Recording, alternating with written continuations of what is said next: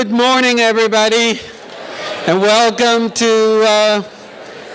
the producers panel. I need to thank Cox Communications for sponsoring all of the panels, and also IMT for Integrated Media Technologies for sponsoring the producers panel. And here are your producers. Please welcome Ron Yerza, producer of Nebraska. Gabby Tanad, producer of Philomena. Charles Robin, producer of American Hustle. Joey McFarland, The Wolf of Wall Street. Dee Dee Gardner, 12 Years a Slave. Dana Brunetti, Captain Phillips. Robbie Brenner, Dallas Buyers Club.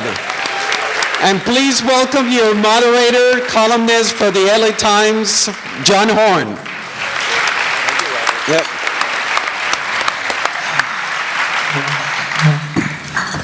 Good morning. Thank you guys for coming out. We have a great panel. Many Oscar nominations down the line here. Let's start with that. You guys are here because your movies have been incredibly well received critically. You have Oscar nominations. They're all doing very well at the box office. I'm curious how, as producers, you measure success yourselves, of how you look at your own films and what the measure is in your own mind of whether or not you've done a good job as a producer. Robbie, since you're closest, I'm going to start with you. Hello, okay. Well, for us, I think just getting here, because this was a 20-year journey to get the movie made, we're just so thrilled that, you know, that people are embracing the movie and that it's resonating with people, and that, you know, there were just times where we never thought we were going to get the movie made. So to get the movie made and then to tell a movie that is commercial and has found commercial success and is inspiring people and resonating with people, and then also has something more to say, has been so rewarding for all of us. Dana? Just getting the movie made is a success. But beyond that, if I enjoy the movie and it's something I can be proud of, obviously any kind of accolades that any film gets is tremendous, and that's above and beyond. And then you obviously want it to perform well so you can get the ability to make more movies. So the financial success is a huge factor. But are you more satisfied if you think a movie is enjoyable to yourself and it doesn't do well commercially than a movie that does well commercially that you think isn't as good as it could have been?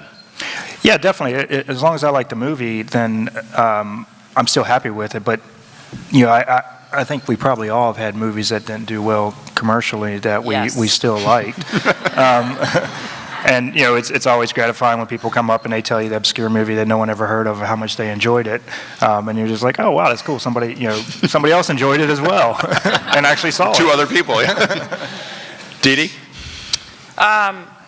Certainly everything that Robbie and Dana have said so far, and I mean, getting it made feels like a really good workout that you did well at. But I think also I care a lot about if the final film is reflective of our original intention. Like if we manage to keep the movie on a course from its inception, and so that often means honoring the filmmaker's vision and really doing everything you can so that in this case Steve McQueen's original thoughts about this movie are what you actually see on screen.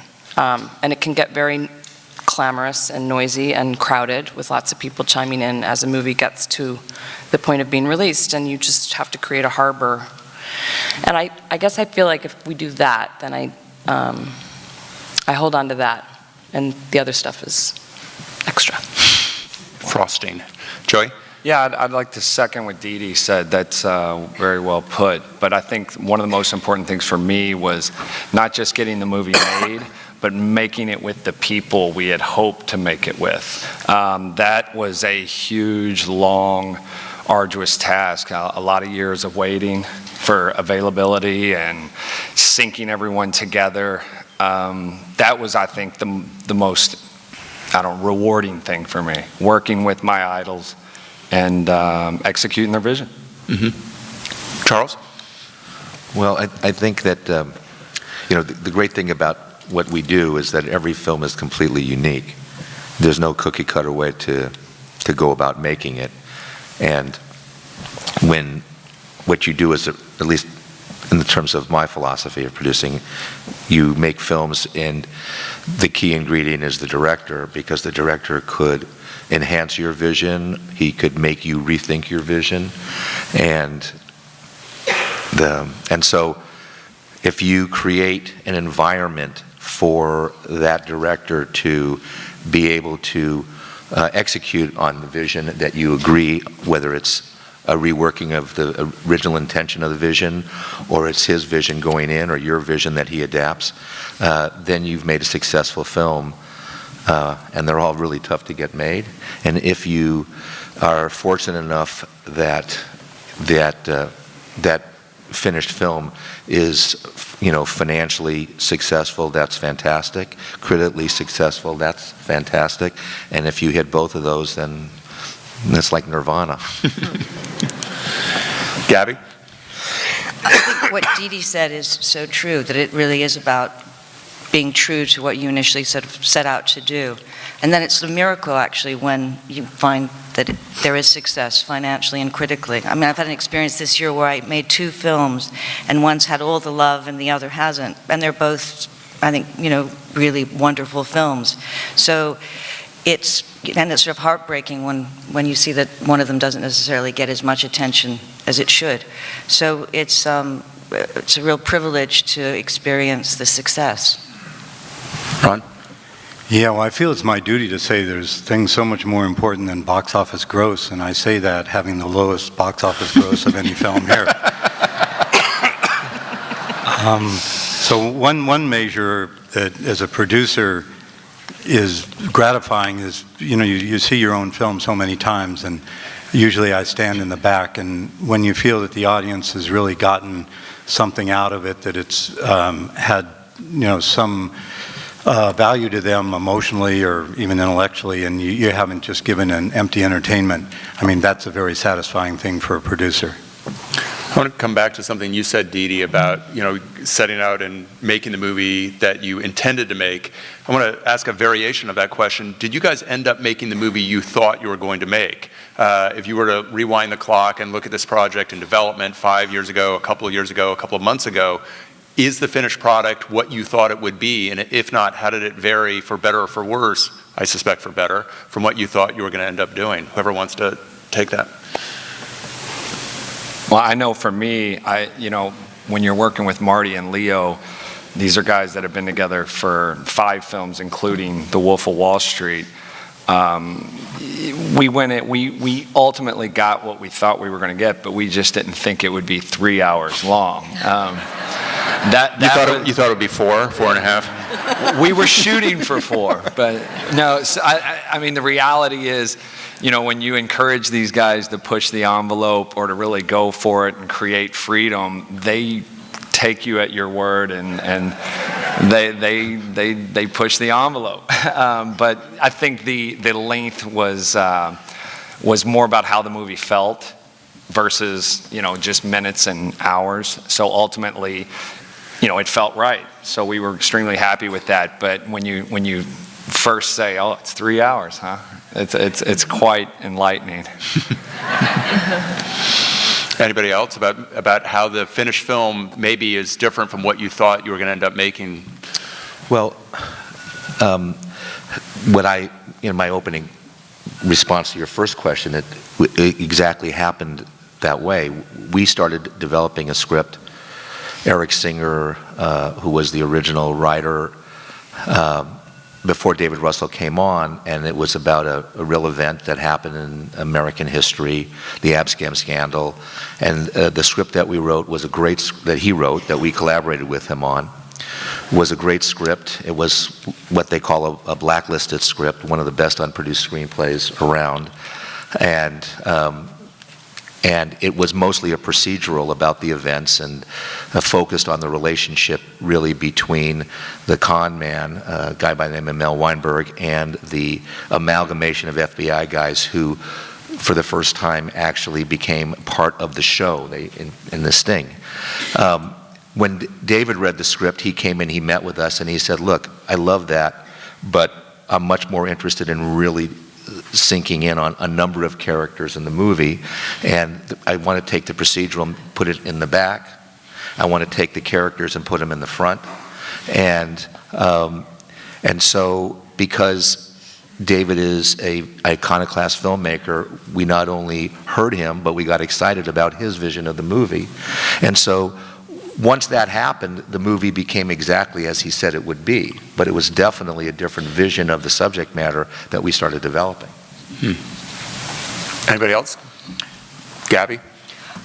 I think we definitely succeeded in doing what we set out to do. We wanted to tell a story that had so much sort of tragedy to it, and the real sort of our ambition was to make sure that we did something that wasn't going to turn people away, and that would have a real balance of humor and pain. And so in the script that was there, and then when Stephen Frears came on board, he really helped keep it online, and it was a wonderful tightrope that he walked. So it was great that we pulled it off. Yeah. Dana, were you going to say something? Yeah, with Captain Phillips and when shooting with Paul Greengrass, obviously we had the script, but he's a documentary filmmaker. And so every day we sort of didn't know what we were going to shoot until we were shooting, which was nerve-wracking as a producer for the first week or so, because it was like, you're usually prepared and ready to go on something else, and he's doing a different thing, and which actually worked out great for us, because we had shot the whole homecoming and everything at Captain Phillips, and we had a jet that we brought over from Denmark, the Maersk jet, and closed down an airport and spent a day shooting in an airport, and all that ended up getting cut from the film, and it's because we came across this moment in that sort of chaos that Paul Greengrass shooting, which is the end scene of the movie for anybody who's seen it. This is the infirmary scene? Yeah, with the corpsman. So that was just a discovered moment that turned out to be beautiful and wasn't scripted, and we weren't planning on doing that. It's just the scene that we were supposed to do. It just didn't work. And so Paul said, well, what would you actually do when you came in before he went to the captain's quarters? And he said, well, we'd take him to the infirmary first, of course. And so that wasn't initially supposed to be the end of the movie, but when we shot it, he's like, I think that's the end of our movie. And I was like, we spent all this money on a jet and closed down an airport, and you're like, what are we going to do with all that? And but then you see the movie and it was like, all right, yeah, that's the end of the movie. But that raises a very good question about, so much of what a producer does is like planning, making sure, to use your metaphor, the planes are over the runway, that you know where you're going to go. And yet, when you're working with visionary filmmakers, you have to be open to spontaneity. You have to be open to necessity being the mother of invention. Maybe, Robbie, you can start about on your film, on Dallas. Was there a scene or a day where something happened that you hadn't planned for that became a critical part of the film that, as a producer, you just had to kind of let happen? Well, I think the whole process was pretty unconventional. I mean, we had started off, Jean-Marc had wanted 45 days, and then it became 40 days, and then it was 38 days, and then it was 35, and then slowly it became whittled down, and we had 25 days to shoot the movie. And then we needed more money. We didn't have enough money, so I went to him and I said, look, I think we might need to do this in 23 days. And he, at that point, said, no way. He dug his heels in, as he should have, and said, I need to protect the days that I have. We're going to be shooting 5 pages a day. Just get rid of the lighting package.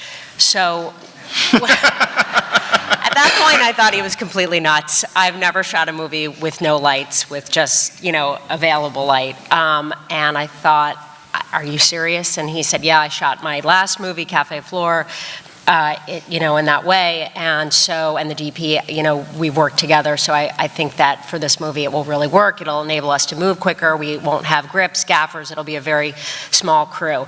So that was the first thing that I sort of had to go with him and believe him and embrace him as the director. And then, when we were on set, I remember there was this sort of great day where we were shooting, and because we didn't have any lights, Matthew's driver actually dropped him off on set one night.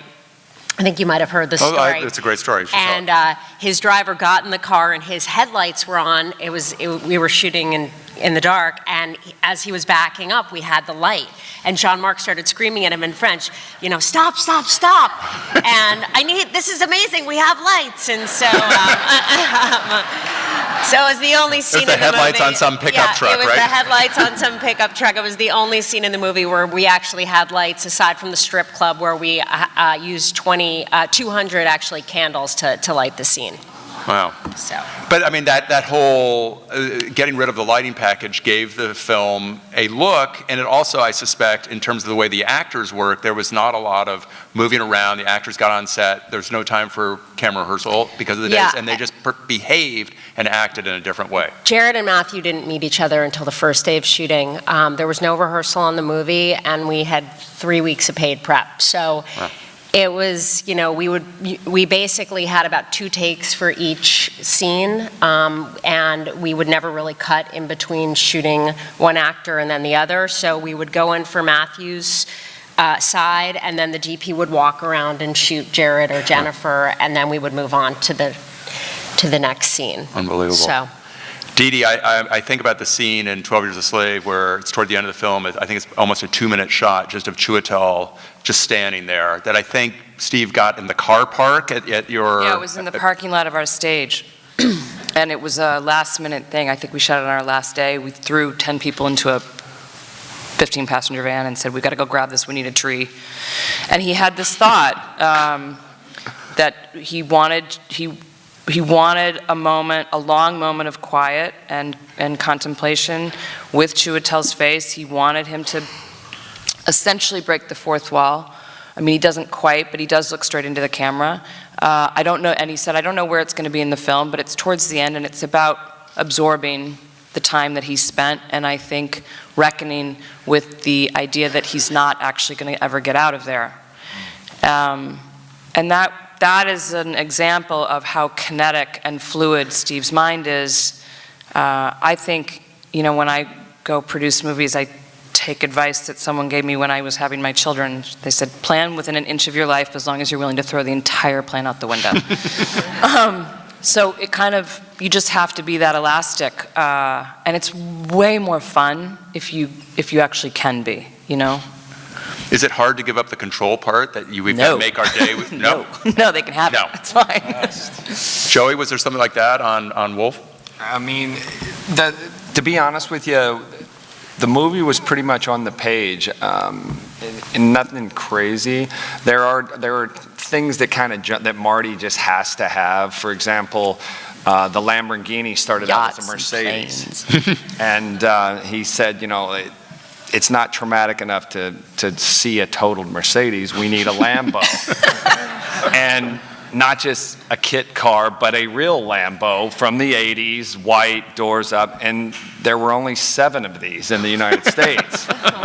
And so we found... Now there's 6. Yeah, literally. So we find this Lambo, and you know, the stunt driver that's going to go through the sequence, he's practicing in a Camaro, and you know, Riza, my partner, and I are watching him do these laps, and they get it down, and the scene was basically he sideswipes a golf cart and then sideswipes a tree and goes straight. So on the first run with our Lambo, he completely misses the mark and dead smack into a tree and totals it on the first run. And so, you know, you have to recover from that. Thank God for VFX. But yeah, like you said, there's 6 left in the United States. Wow. Could have been 5 if he needed a new one. Yeah. Charles, David has a unique way of shooting in terms of how he works with actors and the space he creates. He certainly did it on Silver Linings Playbook. I suspect he did it on American Hustle, about creating an environment where things are a little bit fluid. Was that the same instance on American Hustle, and how as a producer do you help facilitate that? Well, he always comes to the set knowing what he's looking to get from the day's shooting, even if he allows for some inspiration to happen. It's very interesting because every morning starts out with the key players, either with the actors, the DP, the first AD, and they all climb into the van that he arrives at work in, and he talks through what he's trying to accomplish that day in that environment. And within that, though, things can definitely get fluid, but he still wants to get to the same place at the end of the scene. Or if he's got a lot of work done and something inspires him along the way and he can make his day, then he might jump out of that and pick something else. For example, I had this whole conversation with both him and Christian about, was Christian really going to shave his head, or was he going to put a cap on? He said, no, I'm shaving my head, right? I'm going to have a real comb over. And I went, gee, God, I don't know, really, what if it doesn't work? What are we going to do? And he said, David says, don't worry about it. So, there has to be a lot of trust. And obviously Christian was successful in turning himself into a guy who, pretends to have hair, that he doesn't. And yet he's still, charismatic and somebody that we want to spend a lot of time with. Gabby, was there an instance with Stephen on Philomena where you kind of ended up, necessity being the mother of invention, coming up with something that's integral to the film? Well, there was something that he always wanted. He wanted to make sure that there was a sense of magic at the end of the film, and we never really were sure about how we were going to do that. And then we got onto the set. It was the morning where we were filming when Philomena and Martin come back to Ross Cray. And we arrived, and everything was covered in frost. And it was magical. And it was like, well, this is it. We've got the answer. And so we filmed that, and then we had to actually recreate snow for all the following up scenes to sort of stick with that. But that sort of, so it happened. Ron, what about with Alexander? Well, we had a lower budget, and everything. And a lower box office gross too, right? Yes, it kind of matched. And really, it was a very controlled production. Alexander Payne is, very careful. I mean, Robbie not having lights. We had a couple lights, but we couldn't even afford color.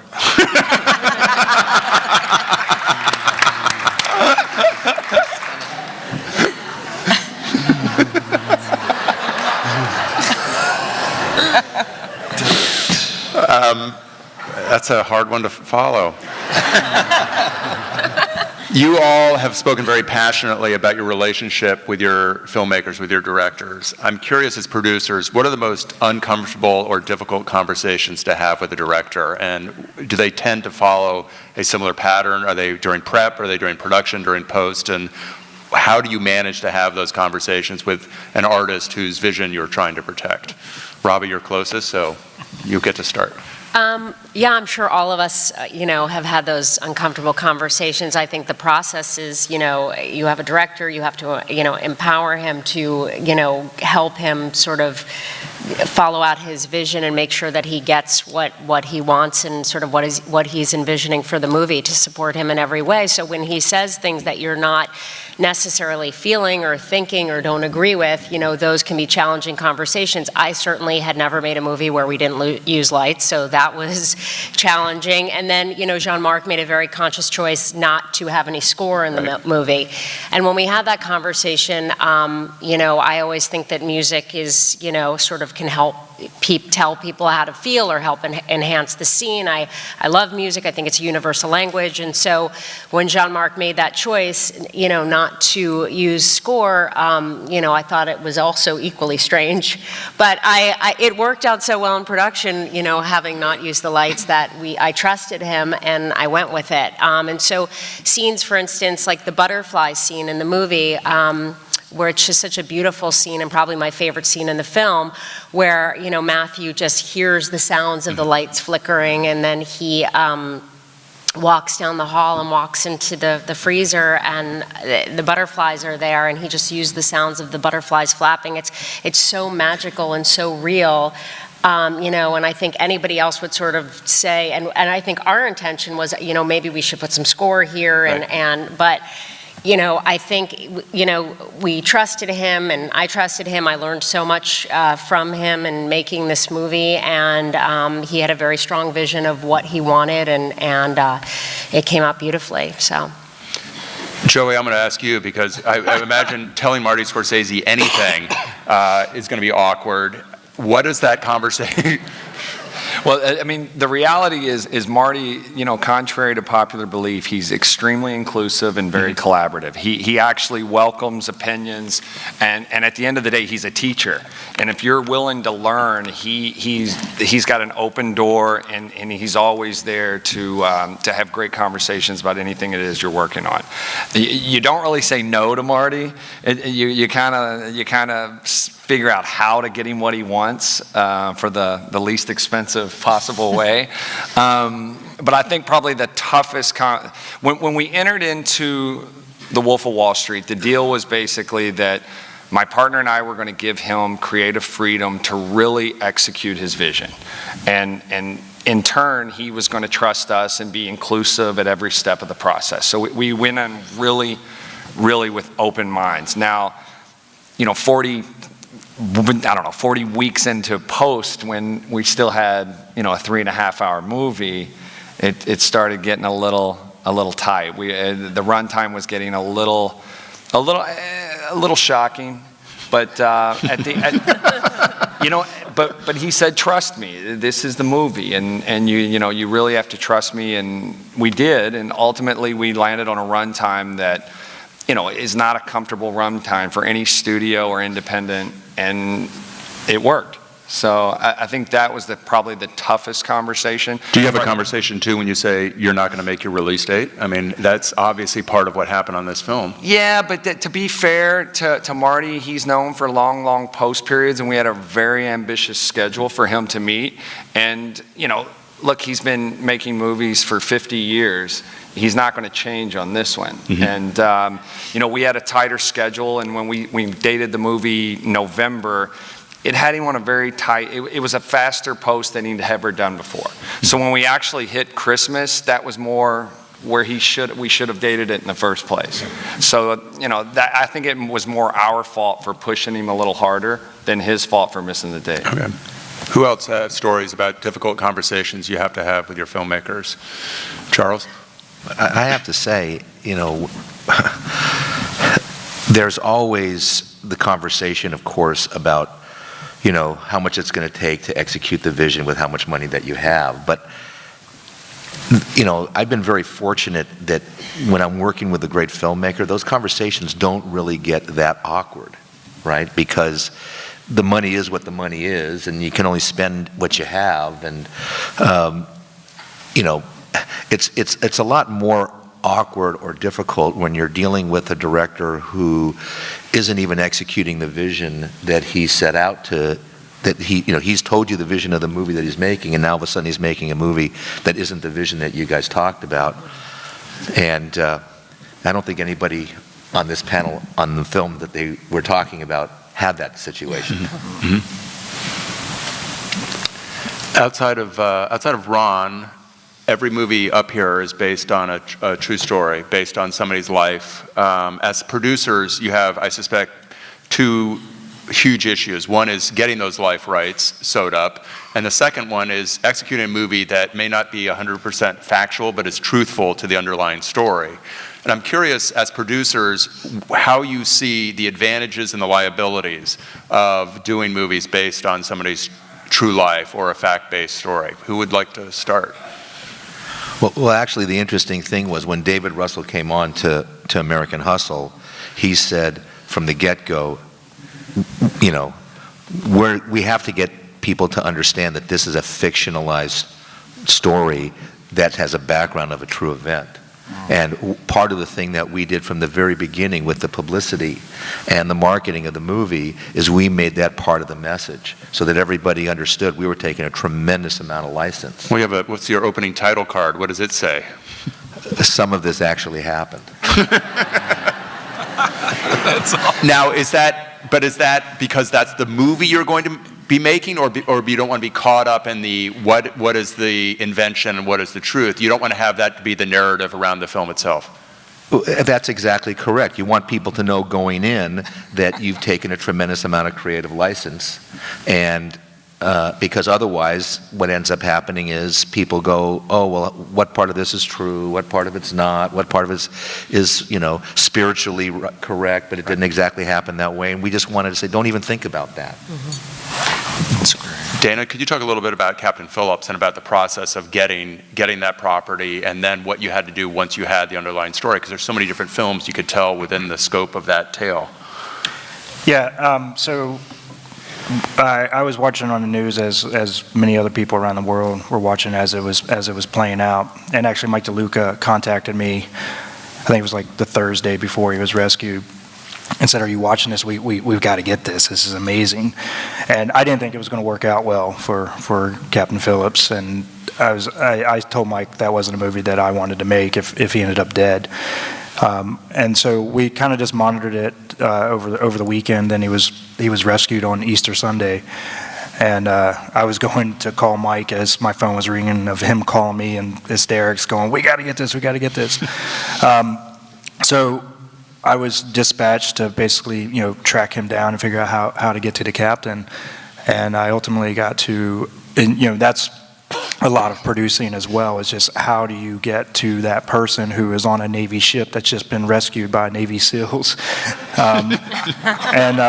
So I ultimately got to a Maersk representative like the next day or 2 days later, who was a family representative as well, and got communication with her, was able to set up a meeting to meet with her in New York. A few days later, flew to New York, met with her, basically start to build confidence with them as to what, how we wanted to make the film, what we wanted to do. And one of the funny things was she asked, well, who do you see playing the captain and who do you see directing it?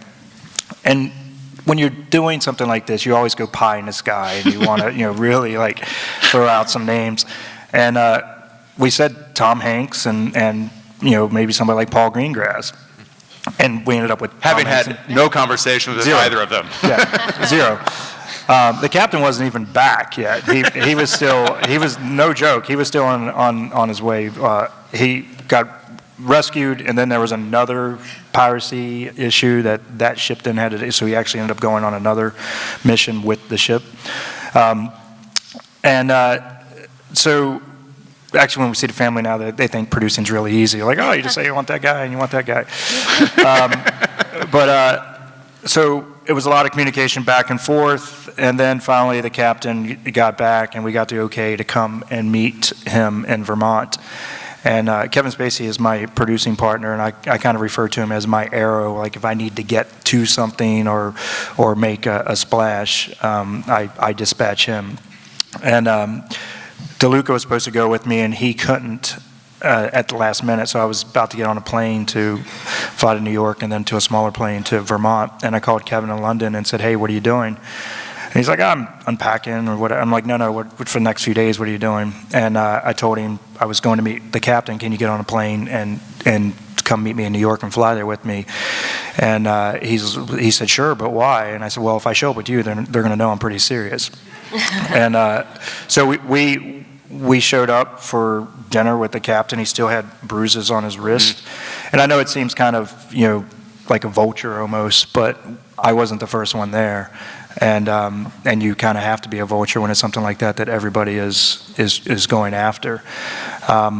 So he basically did a handshake with us and said, he wasn't sure what he was going to do, but he liked us. And once he figured it out, he committed to us, and then he ultimately wrote his book, and then which we set up at Sony, and then had adapted into the screenplay. What do you tell him? I mean, what is your pitch? Obviously, you like the story, but do you have an idea of the kind of movie you want to make? How detailed is your presentation?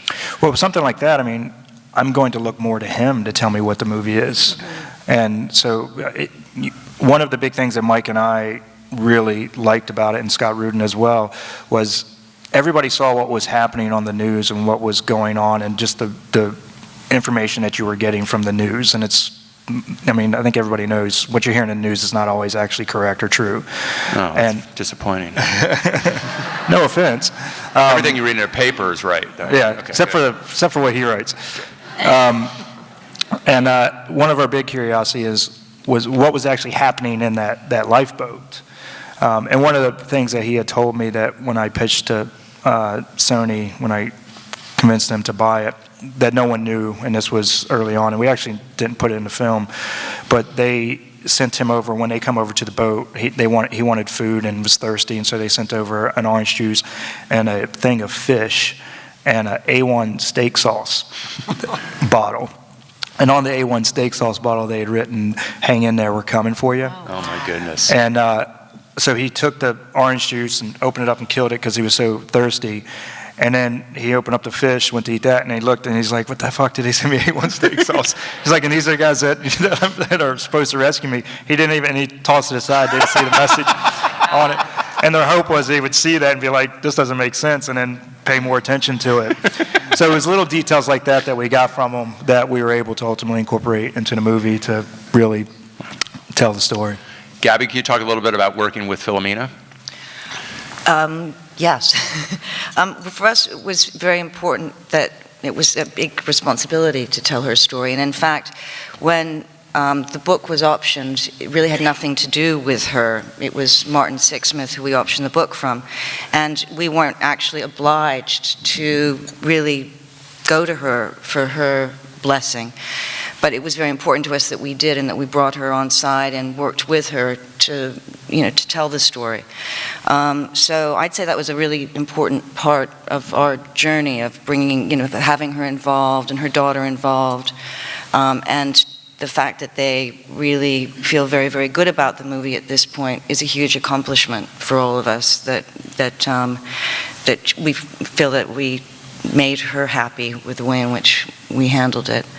And then another thing that was really complicated too was, as we were sort of rushing into production, all of a sudden we realized that we somehow had to approach Ross Cray, where it all took place, and kind of get certain kind of clearances. And so that was a very kind of nerve-wracking, as you're already sort of into 2 weeks of production and you're still negotiating that. That was rather stressful, but we handled it and managed to be able to do what we did. Did you ask to film there? No. We knew knew right from the get-go that we were not going to film there. And we didn't want to film there, actually, quite frankly. Okay. Can I also touch as well, because you asked about factual. Yep. Also, and I went under scrutiny on another film as well, Social Network. And we got, the whole thing with that was, it's not a documentary, it's there to entertain you, but it's based on truth. With Captain Phillips, we've started getting the same scrutiny, but based on a lawsuit by the other crew members that feel that he endangered them. Everything we did in our film was pretty much factual. It's not 100% accurate, because you can never do that in a film. But everything that's coming around now, it's an opinion that the press is picking up and saying that our film is not accurate. Our film is very accurate, and it's probably one of the most accurate films that I've ever made, because Paul's a documentary filmmaker and did an enormous amount of research and met with everybody except for 2 on that crew to get their stories. But how important is that to actually be in front of that story, that there's going to be media outlets, including mine, that are going to write about the factual accuracy of a film, that you now, as Charles was talking about it with American Hustle, have to go very clearly and early on, here's where we made some departures, but here's how authentic we try to be with our film. Do you now have to do that proactively? I don't. I let the film speak for itself, and if people come around and start to question it, then either they're correct or they're incorrect. In this case, they're incorrect. And I just let the film speak for itself. What happens, particularly when you get an award season, people try to go after every film if they have a film against it, to try to undermine it. And that's what happened with us on the Social Network. Mm-hmm. Joey, what about working with Jordan Belfort? And certainly there's been some criticism of the film in terms of how it doesn't deal with the victims of his company. How did you work with Jordan in making the film, and then how do you deal with that backlash? Well, I mean, for starters, the film had started out at Warner Brothers, and it originally had Marty and Leo attached. And this is, I want to say, 06 or 07, something like that. And for some reason or another, it didn't get made. And the book rights reverted back to Jordan, and the script lay in Warner Brothers.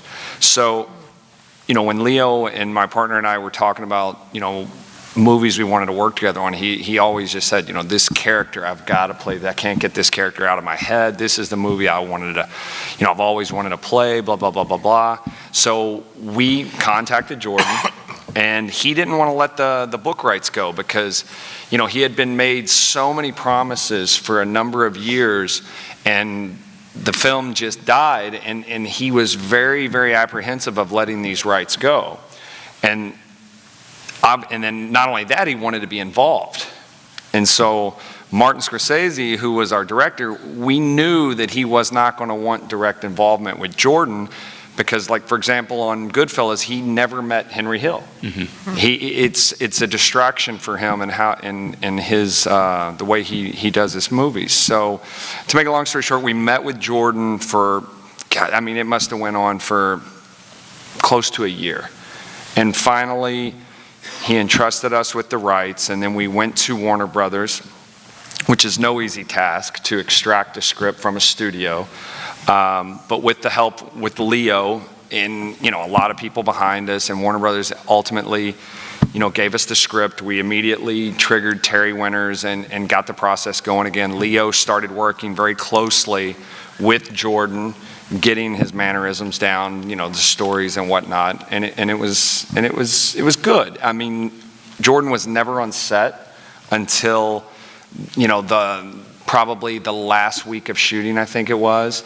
And if you watch at the end of the movie, when actually the final scene, when Leo is coming out to address the crowd, that's Jordan, the real Jordan Belfort, that introduces him. And so that was his big moment. That was his moment of inclusion, and it was great. And what was the second part? So it was about how do you deal with, you know, especially as Dana said, during award season, the people who are saying, well, you got this wrong, or you should have told this part of the story. Well, in regards to Jordan's character, you know, our movie was lifted straight from the books. It wasn't one book, it was actually two books, The Wolf of Wall Street and Catching the Wolf of Wall Street, which was just more insight to the details. And we were, you know, based on all of our consultants, and that even our FBI that was tracking him, they said that everything that we represent in our film was real. Now, some of the peripheral characters, you know, when you get in these worlds, you have to form like composite characters to tell a story. You can't, you know, if it's a 10-year story, you have to shrink it together, and if you have too many characters, you got to meld them together. So that's where I think we took most of our liberties. But in regards to Jordan himself, I would say we were about as accurate as possible. You know, that he really did sink a yacht. He, you know, I told you the Mercedes to the Lambo, but he really did wreck a car. The lewd scene is real. You know, these guys, they tossed dwarves and bowled with them. His plane really crashed en route to get him. All of these things really happened, and it's hard to imagine, you know, that's true. If I were going to question anything, I would say maybe the amount of drug intake. You minimized it? Exactly. Yeah, it's hard to believe that he's alive at the amount of drugs he took, but, you know, that's the one thing I always questioned. Now, in regards to the victims, you know, that's not the story we set out to tell. And, you know, I have this conversation a lot with people, and they say, well, what about the victims? And, you know, Marty, when he took on this project, he was very firm about not wanting to have another formulaic rise and fall Wall Street scandal story, cops and robbers. That's why we don't introduce Kyle Chandler till late in the movie. We didn't want it to be like cops and robbers. And that's why we didn't focus on the victims, because the way we look at our film is you're looking at an individual who only looks forward, and he leaves a wake of destruction behind him, and you're riding shotgun. You're on that ride with him. So to concentrate on the victims is just really not the story we wanted to tell. But yeah, that's it. And one thing with these, I mean, what attracts us to these real life stories is they're amazing stories. And we make feature films, we don't make documentaries. Right.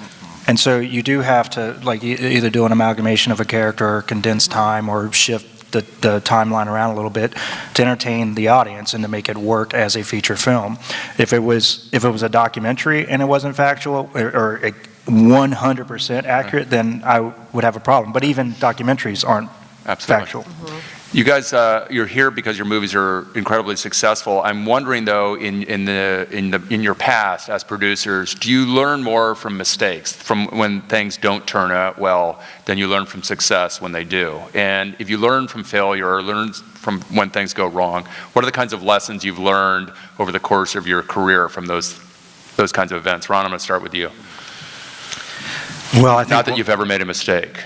Well, there have been some that were films we're proud of, but in hindsight, I don't think we thought carefully about, what audience there'd be for that film. It seemed very interesting to us, and audiences at film festivals or whatever responded, but we didn't kind of look at the totality of the audience. And I just think in the journey of being a producer, I've just gotten more and more in the direction that you have to serve the audience not by doing something trivial or escapist, but by somehow providing a kind of experience that is either joyous or satisfying or complete, and not have it just be revealing or edifying in some abstract way. So that's sort of where my journey's gone. Anybody else? About I learning from think that's mistakes? just exactly right. You want to make a connection with your audience, whoever that audience is. You want to make sure that there's some kind of emotional connection, and it's really important when you're making your movies to think about that all the way through the process. Dee Dee? Truthfully, I think just don't ever make a movie just to make a movie. I mean, there are moments where you think, oh God, if I go with this instinct and something's not right here, then the movie will fall apart. Let it fall apart.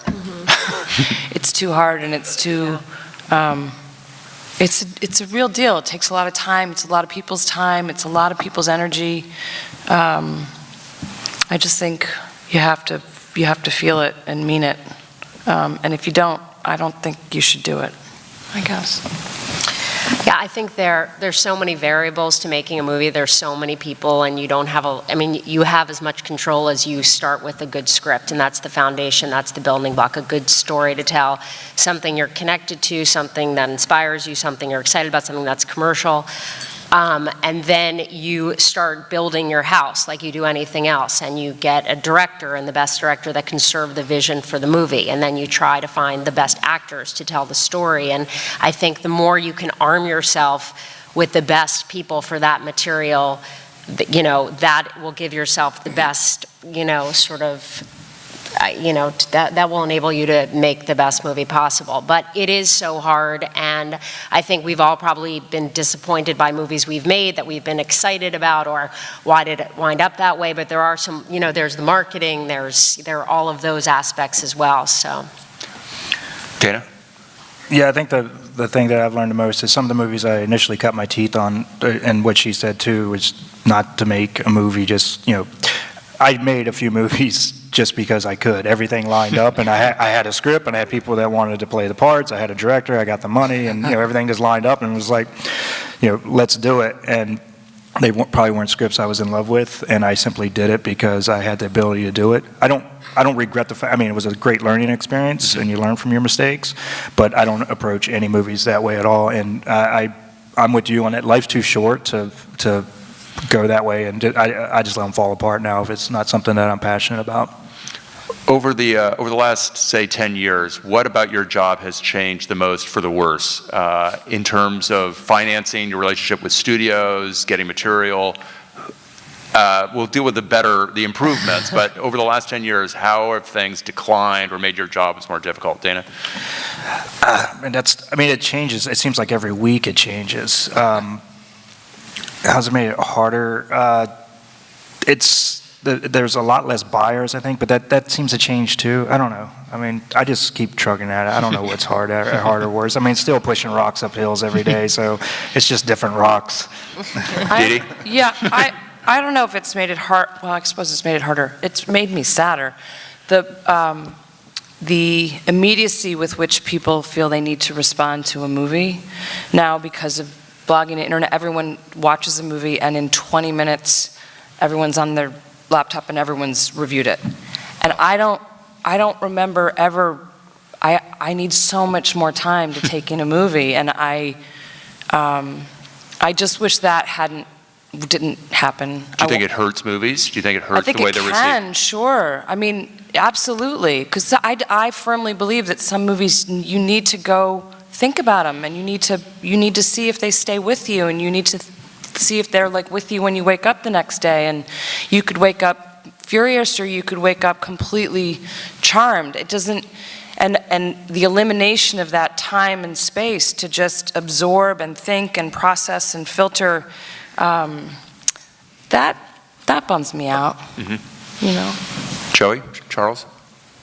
For me, I think I guess the changing of the industry and the formats at which movies are being played, it's kind of overwhelming. There's so much content out there now, you know, from amazing television shows to VOD to theatrical releases. It's a little overwhelming, and trying to pick kind of a direction where to go. You know, my partner and I, we built our company. We're 5 years old, and we've produced 5 feature films together. And you know, I don't think a day has gone by. It's like, you know, people ask, when are you doing television, and when are you doing this? And we just like to focus on, you know, one movie a year would be great, you know. And I just think the overwhelming amount of platforms and content that's just flying in every direction is a little intimidating. Charles? Well, if you would have asked me this question, I don't know, a couple of years ago, I would have said, gee, it's making me a little bit nervous because the studios have been focusing more and more on their tent poles, and what about the independent films and things like that, and would have said because of the demise of the DVD and the world's economy back then, that the business was getting to be very, very narrow. But this year proves that that's not really the case. This year's had a tremendous amount of independent films that have really captured the attention of the audiences around the world, and in fact, even the studios themselves have decided to have a little bit of a hand in making of those movies, and they're not just so focused on, you know, the big tent poles. And by the way, I make a number of those tent poles, so I'm glad to have that genre around too. But I think the health of the industry and its robustness in terms of that we're finding ways to get money from people who are looking to make independent films. There's a lot more investors now today, and so I would think that the business is really in a great place right now, probably a better, just the theatrical motion picture business, going to the movies to see movies and having it be varied. I think it's the most exciting time that it's been in probably a decade. Great, that's very encouraging. Gabby? That is encouraging. I actually really put the films that I make together in Europe, which works quite differently from the way that things work here. How is it different? You should explain maybe what you think the main differences are. Well, you've got there are the tax credits, which you have here too, and then you have the BBC films I work with a lot. Then you've got the BFI, which is the British Film Institute, who help fund movies. So you get actually sort of soft money and support in that way. And the budgets, of course, are much smaller than the budgets that a lot of you were working with. But there is a way to really tell the stories I think that you want to tell, and work really outside of the system. So I'm very fortunate that I've been able to do that, and I like to work that way. And do you think it's becoming easier or harder to get the movies made that you want to make? How has it changed for the worse in the last 10 years? Well, it's maybe a little bit easier now because people have gotten their money back. So so I'm in a good place right now. But of course, I've had those situations where I've made those films and people haven't had their money back. So I think it's probably just about the moment in time that you're in. Ron? Well, there's so many different kinds of things going on. I mean, on one level, I really feel like Charles, that the films that are out now, when you look at the films that were nominated and the 10 or 15 others that could have been nominated, you know, this is like an extraordinary eruption of great films with idiosyncratic voices and uniqueness, and my only regret is that they all decided to be released this year. the other thing is that, it's great to come and see an audience like this. First of all, an audience to come and see producers, we really tip our hat, because I think all of us have had a month or two of experiences where we're often on panels with our actors and we don't get one question, so thank you. And the other thing that is sort of happening is, from maybe 20, 30 years ago, is it seemed like, it was always difficult and hard to break and all that, but it seemed like that was kind of a cold, calm sea where you had to swim in it. And now it's like some frenzied sea otter tank where everybody has got so much energy, there's so many directions, like this audience, in all your dignity, as opposed to going to a UCLA or Chapman or USC class, where people have hundreds of ideas and they're throwing them at you, and you think, what is wrong with me? I'm not, nearly up to this total, energy level of thinking new ways of making films. So it's an exciting time to make films, but it's probably one of the most challenging times because there's so much fragmentation and so many people wanting to do it, and you still have to hold on to the concept of a single film that you want to see all the way through a year or two of work. Is there something that you want audiences to take away from your films beyond being entertained and moved in terms of those kinds of stories? Robbie, why don't you? I mean, yeah, absolutely. I think that's sort of the dream, is to have a movie that works on a commercial level that people are excited to go see, that's making money at the box office, but then at the same time has something greater to say and is provocative and leaves you thinking and questioning and wondering. And so I don't think I don't sit here and say, okay, well, I need to make a movie that has a moral compass or that is going to, be an issues movie, but to have that, I think is incredible. Who else? As for a moral compass, I'm not, not really. I mean, my whole thing of films that I look for, I always say, is amazing minds doing amazing things.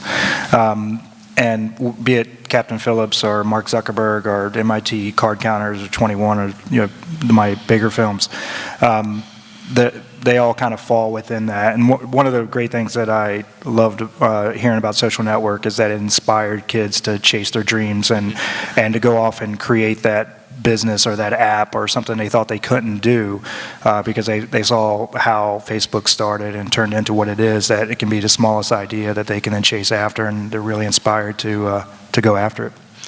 Dee Dee? Yeah, absolutely. We're really, really lucky to do what we do, and we tell stories that get seen by millions of people, so I sort of feel like they'd best be worthy stories. That being said, I think you're threading a needle, because I don't think you should ever go into something because you think it's important. Mm-hmm. Like, then you've already whiffed it, and who the hell cares what you think is important? But if it's a story that moves you, if it's a story that has taught you something, if you have felt altered by reading something or what, and that's the feeling that's compelling you to then go tell the narrative feature, I strongly endorse following that. Yeah. Joey? My partner and I like to provoke a lot of conversations with our films. I don't know if it's a moral message per se, but just conversations. We like to touch on things that are a little out of the box. Even when our first film was Friends with Kids, it was about two best friends having a child together just because they didn't want to get married. Wolf of Wall Street's a cautionary tale about greed, more, excess. Out of the furnace. For us, it's just we want to provoke a lot of thought and conversations. That's really our aim. Charles? Well, I think that the most, you certainly, I think I said it earlier, you want to have an emotional connection. You want your audience to have an emotional connection with the material that you're making. You want them to be moved in one direction or another, whether it's, happy or sad, take something away, have some resonance when they're walking out of the theater. And I think that in order to decide to make a film, it certainly, because it's such a crazy long journey that's got so many landmines of whether or not you're even going to be able to get to the end of the road, you want to make sure that that material wherever in the process you end up joining it is moving to you in that way. Otherwise, don't do it. Gabby? I think, of course, it is privileged that we get to do what we do, and we are telling stories, and ideally, of course, you want to move people, not necessarily teach them, but experience something. And if you feel that you've done something that changes people in some sort of way and makes them think differently about the world or their experiences, that's part of the magic of what we get to do. Ron? Yeah, I mean, the films, just like you're saying, that sometimes we're lucky to do that, have an underlying theme that people pick up on that is not pedantic or seems like you're sending them some direct message. I mean, in our case, it's really so pleasing that a lot of audience people come up to us and say they called their father or mother because they took something from Nebraska that made them want to reconnect with their older parent or somebody who'd been alienated or out of touch with the family. When we read it, we thought, what a dry, funny, witty script. We weren't fully prepared for really that kind of response, but it's very pleasing, and I guess it's in there without being too overt. Is that one of the more satisfying parts of your job as a producer, those kinds of moments that Ron's talking about? Obviously, you're talking about, helping a director realize his or her vision and about solving problems. But I'm curious, in terms of the satisfactions of the job, of getting that response from an audience, is that what it all comes down to? Is that the most rewarding part of the job? Or what do you find is the most enjoyable part of what it is that you do? Whoever wants to. Well, I've had, and maybe some of us have had it too, I've made films and gone into the movie theater and there was no one there. So that would fall into the least enjoyable part of the job? That's very, very, very unenjoyable. So At least it got released.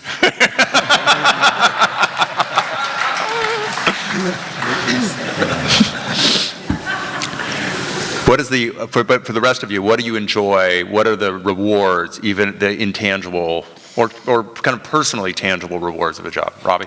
I would say on Dallas Buyers Club, the most rewarding part has been when we screened the movie for Ron's daughter. I was incredibly nervous. I flew with the other producer, with Rachel, to Texas to meet the family. And, they were, I think, excited that we were making the movie. They had met Matthew. They actually were so gracious, and they gave Matthew Ron's journals and audio tapes, and they really thought that Matthew was the perfect person to play Ron. But they never read the script. They sort of, went with us and said, okay, we'll just wait to see the movie. So, there's always that moment where you're going to show the family the movie or the person that it's about, and, I'm sure there are certain things in the movie it's a difficult movie to watch. Yeah, it's a difficult movie to watch. And we screened the movie for them, and we met them after, Ron's daughter and sister, and they were just overwhelmed. They said, Matthew just was Ronnie. They were crying. They said that we captured the time, the moment, the place, the feel that they were there with him. And to me, that was the most rewarding moment, that they were so happy and that we actually, we got it. So. Anybody else? Dee Dee? I was at a screening in D.C. and did a Q&A afterward, and a woman stood up and said, I'm Solomon Northrop's great-great-great-great-great-granddaughter, at which point I burst out crying.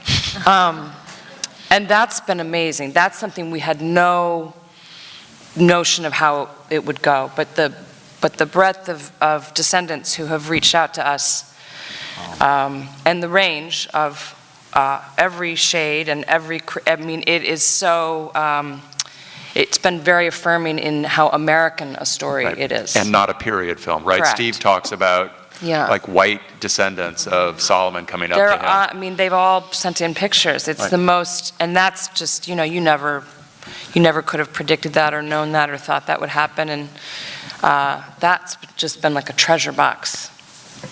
Anybody else on kind of similar personal rewards about the movies you've just made? For me, I think my biggest reward with all the movies I made are making movies that no one else believed in or that have died kind of on the vine, and we're just more or less, so many people just said, are you crazy? You know, my next film is Dumb and Dumber 2, and I can't wait for that. Jim Carrey, Jeff Daniels, the Farrelly If you are brothers. here next year talking about Dumb and Dumber 2 on an Oscar-nominated producer panel, you have really done something special with that film. Don't count us out. Don't count us out. But, you know, my partner and I are not genre specific, and, you know, we love what we love, and you know, it's funny because the first one's 20 years ago.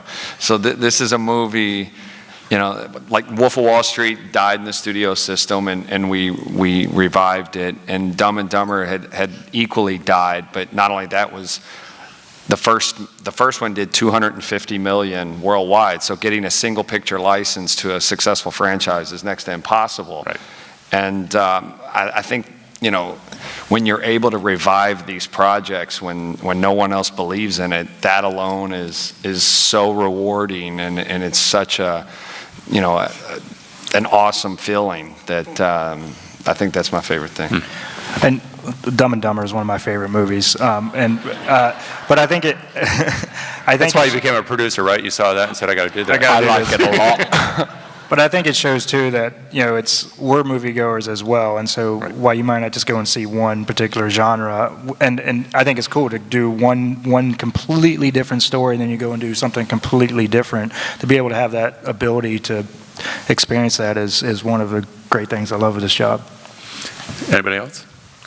Ron, I'm going to start with you for my last question. If you could take a day from the making of the movie from Nebraska that you would put in your own kind of personal time capsule that was particularly rewarding, satisfying in terms of all the stars aligning, you doing your job well as a producer, whatever it was, is there a moment or a scene, some memory you have of filming Nebraska that you would preserve as when everything worked exactly as it was supposed to?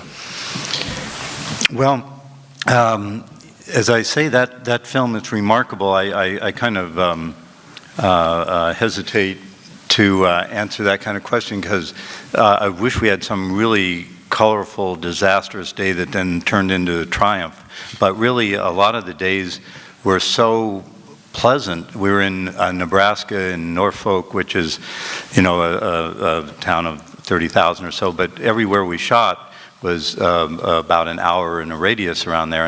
And a lot of days I drove just for the fun of it with Rance Howard, who you know, is you know, great, I think, in the movie. And he's so much like he is, like a cowboy, such dry humor. So it would be an hour drive. So a typical day would be, you know, leave this kind of motel complex where we all stayed and drive for an hour. And then, you know, the set, the way Alexander Payne runs it, is so just carefully, casually controlled. I mean, it's not a lot of fireworks, but you know, this town, for instance, the main town in the movie Nebraska, is actually called Plainview. And so we'd go to this bowling alley that had 2 lanes. Bowling alley would open at 6, serve breakfast, also serve lunch, dinner, and then from like 9 to 2 in the morning would be a bar. And so the whole day would be spent out there. And you know, really the producer's job with Alexander is such minor fine adjustments, because Nebraska was not improvised. You know, Bob Nelson wrote this great script out of nowhere as his first script ever, and Alexander tweaked it. And except, I mean, you know, I like when you ask that, almost embarrassingly, there's in a bar scene, I suggested to Alexander they put back the line that Bruce Dern says, "Be somebody," to have a beer. And it seems like such a small thing that was almost like, yeah, you put the line back, you know. That was, and it was in the script in previous drafts, so I can't even say I came up with that line. Well, you can. Yeah, but those are the minimal but satisfying moments for me. Wow. Gabby?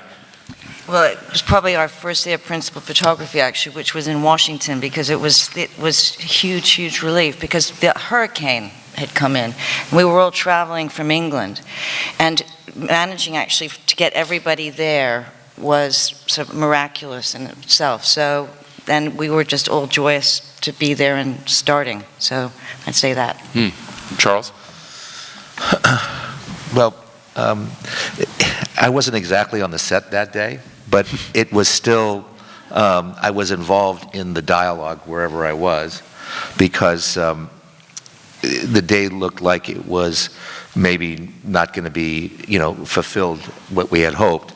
And this goes to the point of when you talk about, that on a set of David Russell, there's a lot of improvisation. But in fact, it's extremely focused.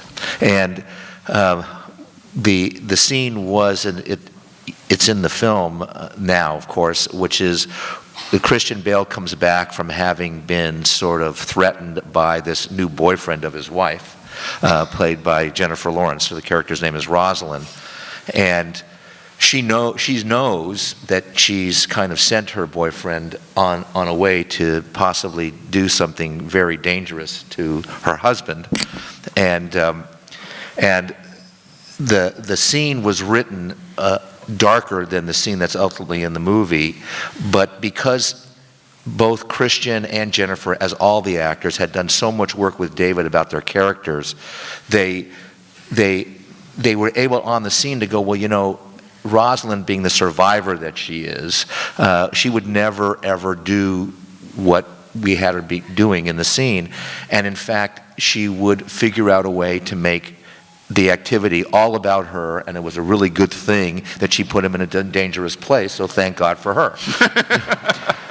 And ultimately the scene worked out to be just that, and it was completely rewarding and thrilling that, it was just one of those days where that inspiration happened, and it only happened because all the characters really were totally invested and knew what they did, which again came from Russell. Wow. Joey? For me, when early in the script phase, there was a character that was really important to my partner and I, and the character's name was John Hannah, and it was a relatively small role, cameo bit in early in our movie, and it was important to me that Terry, Marty, Leo, that we fleshed this character out a little bit, and got a cameo appearance by an actor that we all believed in. This character, John Hannah, was kind of represented like almost the Darth Vader who brought Jordan Belfort to the dark side early in the movie, and that character was ultimately played by Matthew McConaughey. Mm-hmm. So those early conversations of fleshing the dialogue out on the page, when Matthew showed up, he took it to a whole new level. And what was really amazing is that, when he was first saying the lines with Leo, in between takes, he would do this chant, this kind of, this chant, and my partner and I are watching the monitor, and we're like, what the hell is he doing? And we're watching Leo, and he's kind of has and he's motioning to Marty, keep the camera going. To make a long story short, that chant became a part of our movie, which really changed the whole dynamic of the movie. But it all started in early conversations about being on the page, and it was such it's a moment I'll never forget, and it's instincts that I had, and it was a character that meant a lot to me, and that will really always live with me. That's a great story. Dee Dee? I like the Matthew chanting moment, Yeah, too. I don't remember any Matthew chanting in 12 Years a Slave. It's not, it's, exactly. It's not really a story with any fireworks, but I think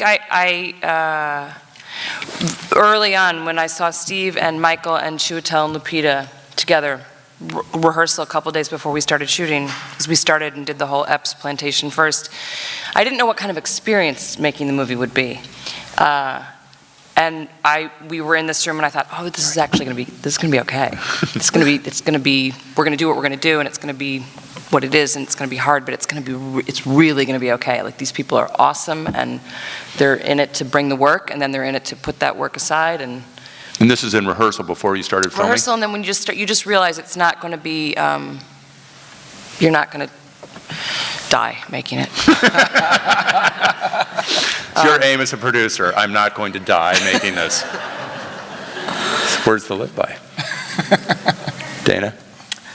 I think the coolest day for me as a producer on the film was obviously we had to shoot on the water, and we really needed a lot of cooperation as far as the Navy and how we were going to get the ships, and we were chasing the Navy all over the world for a while, and that's why we ended up moving that to the end of our production. But there was the one day, which is the end, when the Navy SEALs take the shot, where we had to have the Halliburton, the Wasp, the Truxton, and then we had a Black Hawk or Seahawk helicopter over top of the lifeboat. I had 6 Navy SEALs laying on the stern, lifeboat in tow, and then our aerial helicopter flying around over top of all that as the Halliburton was coming in to throw the wake. And seeing the captains, I mean, these guys are cool under pressure, and we pushed their limits, and they got very freaked out by how close we were getting their ships to each other, and to the point where the captain of the trucks in the ship I was on stepped out on the bridge and basically went like this to our camera helicopter because he was too close to the bridge and was making him extremely nervous. But to see all that come together and to think back when we were coming up with the idea of like how the hell are we going to afford all that and how are we going to pull it all together, and to actually have them all out into the ocean running into shipping lanes was pretty phenomenal. Robbie? I would say for me it was the first day of shooting. Just to be on this odyssey for 20 years, I mean for Craig and Melissa, the screenwriters, 20 years, myself 17, and just sitting there with Craig and Melissa and really having the whole thing kind of come full circle, physically, spiritually, emotionally, for all of us was such a huge win. Seeing Matthew, even though he needed to eat a hamburger, and Tara too, it was just such an emotionally satisfying moment and victory for all of us to finally be making the movie. What was the scene? What was your opening day?